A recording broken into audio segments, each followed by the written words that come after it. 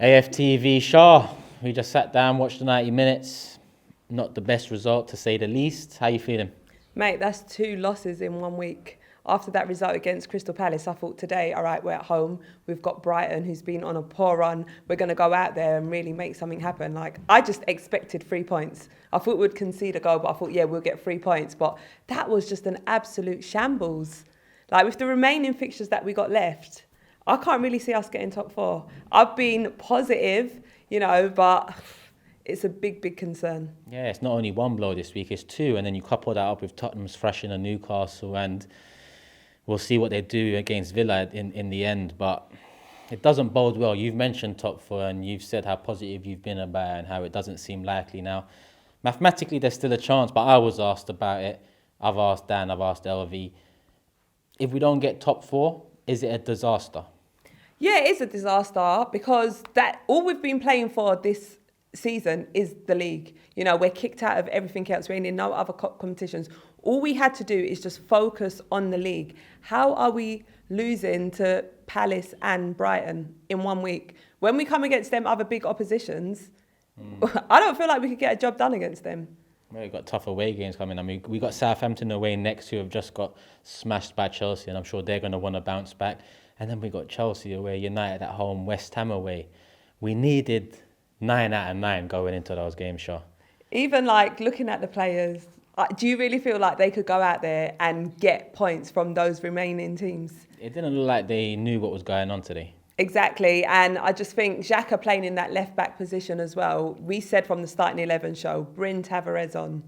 I don't know where Arteta's head's at, seriously, I just ain't got a clue. Sometimes modern-day football, when you have these managers that are so tactical, I look at Pep last year in the Champions League final, leaving at a defensive mid. Sometimes the overthinking is what costs them. And Pep has that substance behind him. He's got that backing. He's got that clout.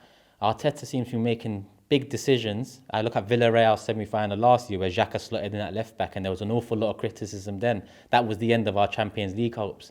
It seems like the same exact situation has played its part again.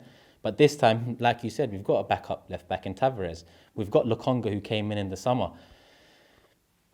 What's the rest of the season got in store, Shah? Is it just games for nothing now? Is top 6 still the, Well, you want to hope we can at least get top 6. But just going back to what you said about Arteta being too tactical, we noticed that from earlier on, which is why we saw certain performances as well from the players, things not clicking with them and everything.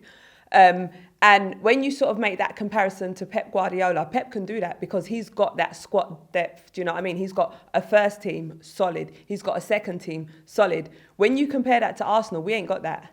So Arteta trying to be tactical in that sense and match what Pep Guardiola's doing, it ain't going to happen. He hasn't got the players to be able to do that. Yeah, I hear you, Shah. Last question.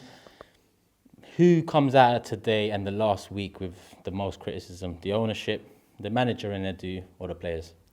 Do you know, I don't really want to put this down to the players. Yeah. At the end of the day, they're out there, they're instructed on what to do. It's the manager who is picking the team and he's instructing them on what to do. And when it ain't working, there's a few things that he could have done differently today. So without, I say it's on Arteta today, if I'm completely honest. Shop for AFTV merch at shop.aftv.co.uk. Subscribe to us on YouTube. Follow us on Instagram, Facebook, Twitter, TikTok, Snapchat and Twitch. We've got content for every platform, so check it out.